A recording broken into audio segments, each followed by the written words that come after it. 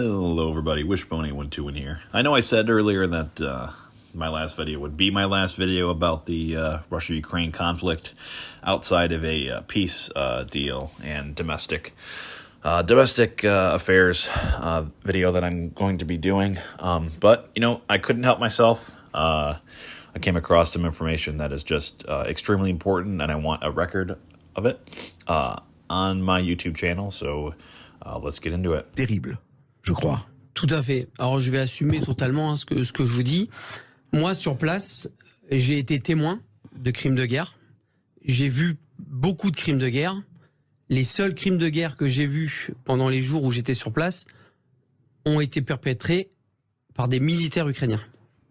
Et non pas par des militaires russes. Ce qui ne veut pas dire... Ce qui ne veut pas dire exactement, j'en vais venir, qu'il n'y a pas de crimes de guerre russes, mais il y en a aussi. C'est ça. Au niveau ukrainien. Vous avez assisté... Et on n'en parle pas.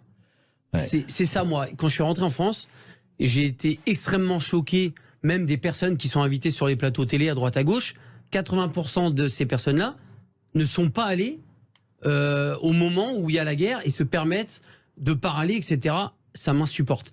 Parce que entre ce que je vois et ce que j'entends sur les plateaux télé et ce que j'ai vu sur place, il y a une autoroute. Ouais. Pour moi, c'est abominable. Je vais par exemple parler des militaires Azov. Oui. Les militaires Azov, à la base... Mais vous avez vu où ils sont partout? Ils sont partout. Ah, pas seulement à Azovstal, ou etc. Même à Lviv. Ils sont même à Lviv, à l'ouest. Oui. Ils ont leur scratch, avec vous savez, le beau scratch néo-nazi. Ça se tient aussi à le dire.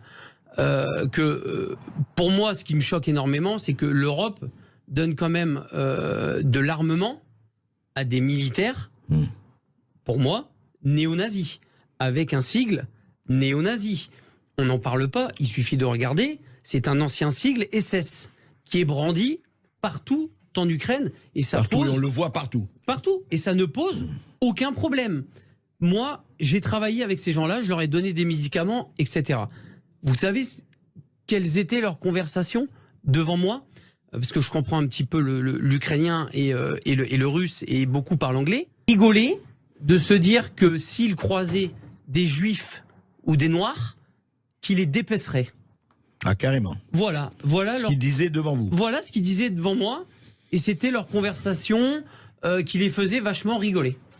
Voilà ce qu'ils disaient sur les juifs et sur les noirs. Et qu'est-ce que vous avez vu? Vous dites que vous avez assisté... Oui. J'ai vu donc des militaires russes qui ont été capturés et qui ont été donc du coup déjà bien malmenés et qui ont été, on va dire, attachés.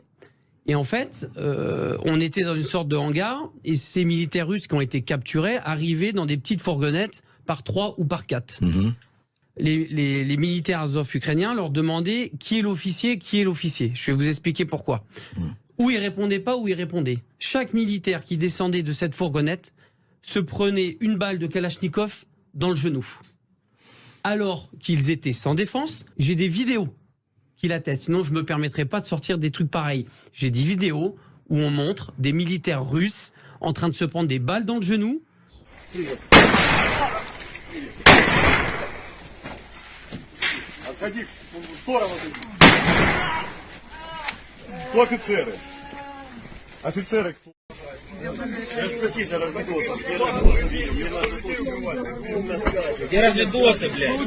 On ne sait pas trop pourquoi, parce qu'ils répondent pas à des questions.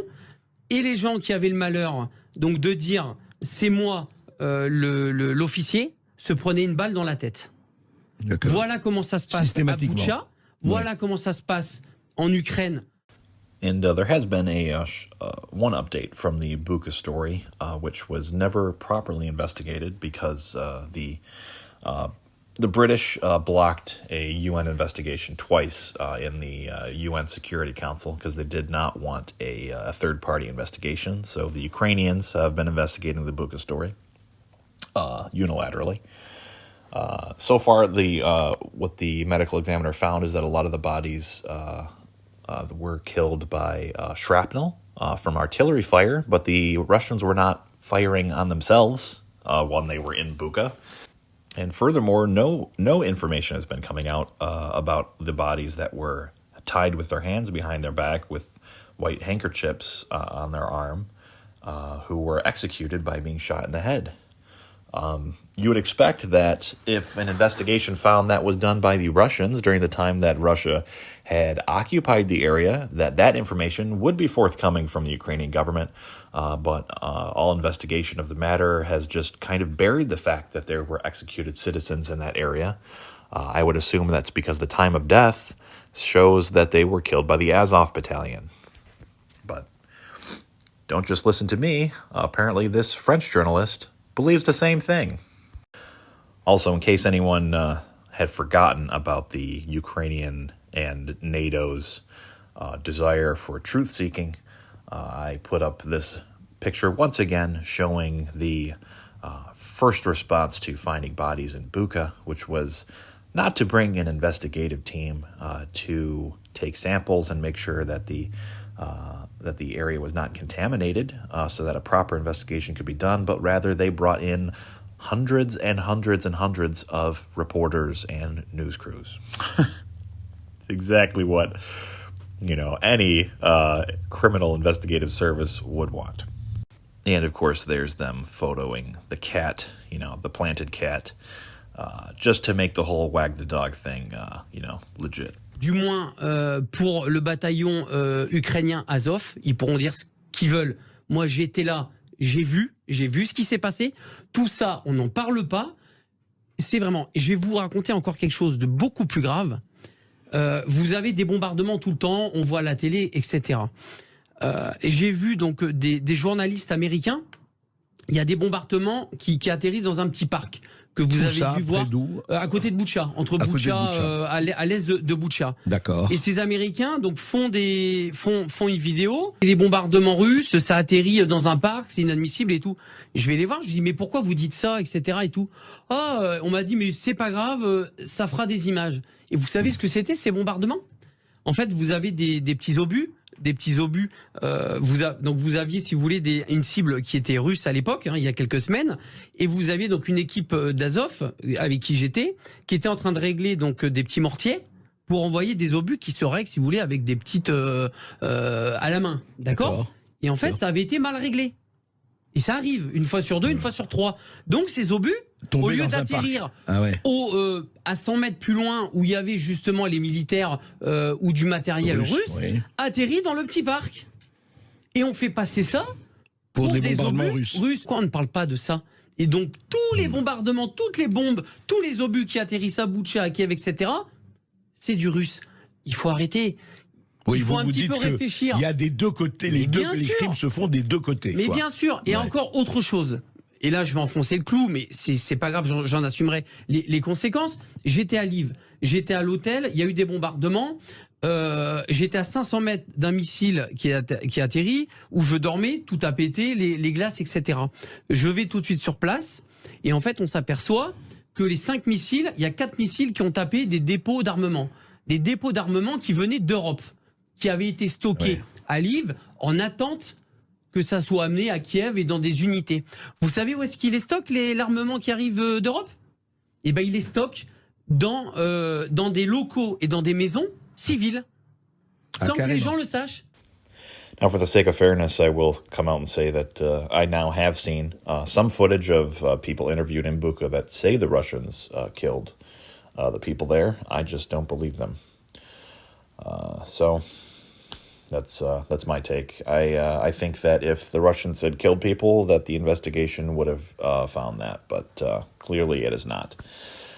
I think it's much more likely that the same people that killed the civilians in Bucha are the people that have been killing civilians all over Ukraine for the last 8 years. That would be the Azov, that would be the Ukrainian military, who are under the command of the CIA and NATO.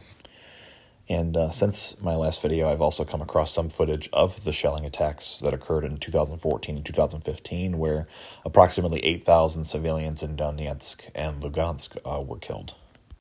And for context, that's still more than double the number of civilians that have died in this war. And the civilians that have died in this war have predominantly been by the Ukrainians, according to the actual people on the ground.